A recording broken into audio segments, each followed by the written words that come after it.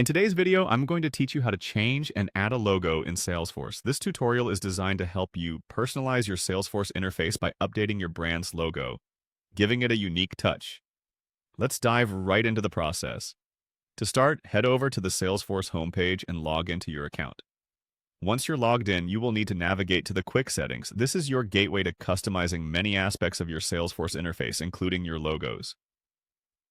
Click on Quick Settings to access a more comprehensive range of options for configuring your Salesforce environment. Next, you're going to open the Advanced Setup.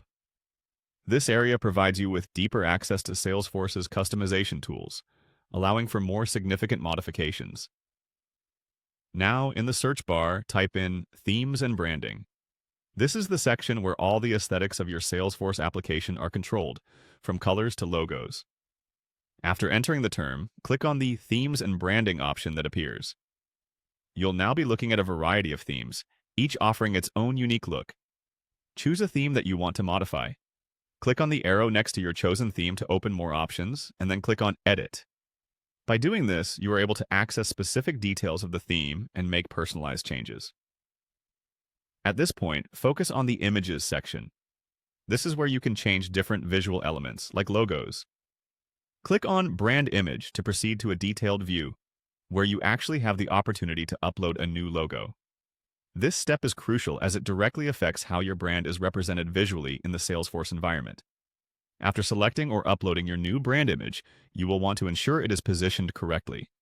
Salesforce allows you to drag the image box to achieve the perfect layout. Once everything looks just right, click Save to apply these changes. Finally, after saving, you'll have the chance to activate your changes. By clicking on Activate, you ensure that your updated logo is now live and visible to all users under this theme.